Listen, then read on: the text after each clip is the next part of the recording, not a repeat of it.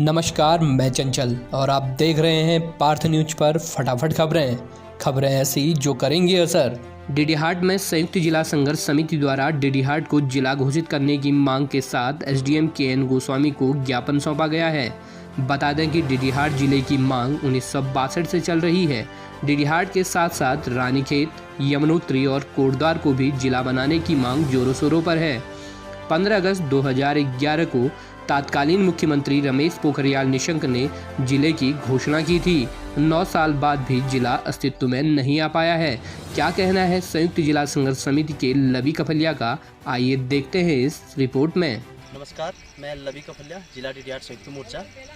आप सभी को एक बात से जागरूक कराना था कि वर्तमान सरकार भारतीय जनता पार्टी ने हमारा डीडीहाट जनपद और हमारे कुमाऊं के 2 जिले डीडीहाट और रानीखेत जैसा कि और हमारे गढ़वाल से 2 जिले यमुनोत्री और कोटद्वार 15 अगस्त सन 2011 को तिरंगे झंडे के नीचे माननीय पूर्व मुख्यमंत्री निशंक जी के द्वारा घोषणा कर दी गई थी। लेकिन उसके बाद भी ये जिले अधर में लटके हुए हैं। जैसा कि हम सबको पता है कि कोरोना जैसी वैश्विक महामारी चल रही है, लेकिन उसके साथ साथ देश में एक आर्थिक संकट भी चल रहा है जो चाइना और यहाँ पर हमारे मित्र राष्ट्र नेपाल से भी चल रहा है। और हमारा जिला डीडीहाट जो धारचूला मुंशियारी के क्षेत्र से भी जुड़ा हुआ है और सीमांत जिला है। और यहाँ पर नेपाल यहाँ काला पानी तक अपना दावे करने लग गया है और चाइना के यहाँ पर अटैक की बातें सामने आ रही हैं। तो इस कंडीशन पे हमारा डीडीहाट जिला, सीमांत जिला जल्दी से जल्दी अस्तित्व में आना चाहिए। यह मेरी सरकार से मांग है। संपूर्ण जनता कोरोना महामारी से जूझ रही है, लेकिन उसके चलते चलते अभी हमारी अस्थायी राजधानी जब गैरसैंण को दर्जा दिया जा सकता है, तो हमारी समस्याओं को, चाइना और नेपाल की समस्याओं को लेकर डीडीहाट जिला सीमांत क्षेत्र क्यों नहीं दिया जा सकता है। और बहुत बड़े बजट की इसमें ज़रूरत नहीं है। हम सिर्फ अपना फाइनल बजट मांगते हैं। और पूर्व मुख्यमंत्री हमारे हरीश रावत जी ने उसमें कार्पस फंड 100 करोड़ रुपये का दे दिया था, लेकिन उसके बाद भी भारतीय जनता पार्टी उसको बार बार कभी जिला पुनर्गठन के आयोग में फंसा देती है, कभी बजट का हवाला दे देती है। अभी जब सरकार के पास बजट नहीं होता है तो बार बार इलेक्शन पे कहाँ पर होता है। मेरा सरकार से विनम्र निवेदन है कि इसको जल्दी से जल्दी अस्तित्व में लाया जाए। और सीमांत की जो सबसे बड़ा मुद्दा हमारा क्षेत्रीय जनता में आज ऑनलाइन होमवर्क के रूप में चल रहा है। और यहाँ पर हमारे वहाँ पे आज भी हमारे धारचूला और मुंशियारी के यहाँ पर नेटवर्क की काफ़ी समस्याएं हैं। हमारे अस्पतालों में डॉक्टर नहीं है, समस्याएं अनेक हैं। लेकिन आज सबसे बड़ी जो समस्या आ रही है हमारे सीमांत क्षेत्र में चाइना और नेपाल की समस्याएं आ रही हैं। तो और हमें यहाँ पर अति सुरक्षा चाहिए और जिला चाहिए ही चाहिए। तो मेरा सरकार से विनम्र निवेदन है। और कहती है कि डबल इंजन की सरकार सक्षम सरकार है, 56 इंच की सरकार है, तो उन्हें भी यह ध्यान होना चाहिए कि 56 वर्षों की मांग हमारे डीडीहाट जिला अब अस्तित्व में आना चाहिए। और बजट का हवाला न दें, कोरोना जैसी महामारी का हवाला न दें। और क्योंकि सरकारी काम अपनी जगह, विकास अपनी जगह है, तो मेरा विनम्र निवेदन है कि अपनी कोरी घोषणा जो जनता को ठगने का काम भारतीय जनता पार्टी ने कर रखा है, जल्दी से जल्दी इसको अस्तित्व में लाएं। धन्यवाद। जय जननी, जय देवभूमि। मुंशियारी के तल्लाडूमर में स्थानीय लोग अपनी जान जोखिम में डालकर मुंशियारी तहसील पहुंच रहे हैं। राज्य बनने के 19 साल बाद भी गांव में बुनियादी सुविधाएं नहीं पहुंच पाई हैं। पुल के अभाव में लोग जान की परवाह किए बगैर नदी पार कर रहे हैं। कहते हैं अगर कुछ करने का जज्बा हो तो कोई भी मुकाम हासिल किया जा सकता है। ये कहावत सच कर दिखाई है थल के शंकर भैंसौड़ा जी ने।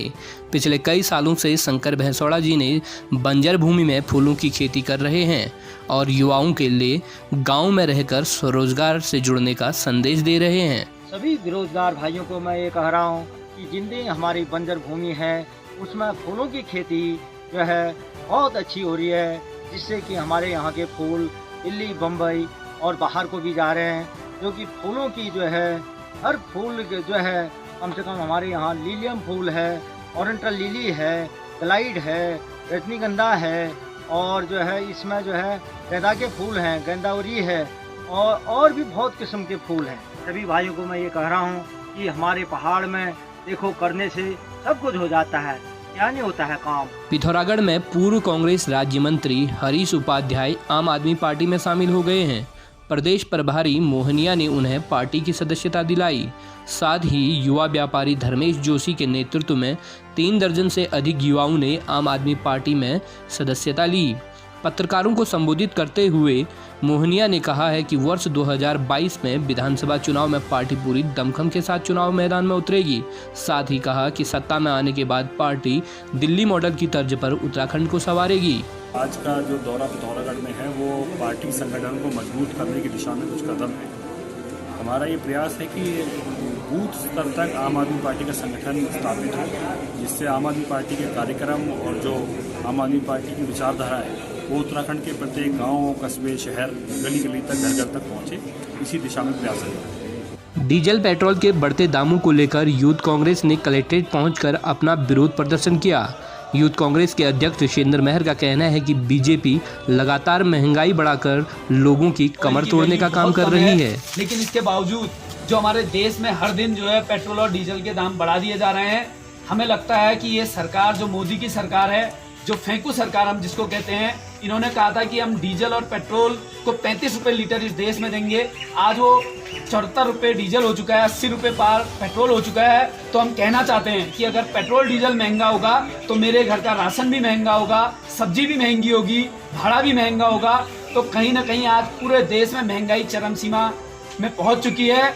यूथ कांग्रेस आंदोलन के रूप में, प्रदर्शन के रूप में चेतावनी देती है कि अगर जल्द से जल्द ये सरकार ने पेट्रोल डीजल के दाम कम नहीं किए, महंगाई कम नहीं की, तो यूथ कांग्रेस सड़कों पर उतरने हेतु बाध्य होगी। उत्तराखंड राज्य में तीसरा विधानसभा भवन बनने की तैयारी जोरों शोरों पर है। गैरसैंण को ग्रीष्मकालीन राजधानी का दर्जा देने के बाद देहरादून के रायपुर में नए विधानसभा भवन और सचिवालय के निर्माण के लेकर हलचल शुरू हो गई है। वहीं कांग्रेस और यूकेडी ने रायपुर में नए विधानसभा भवन का विरोध शुरू कर दिया है।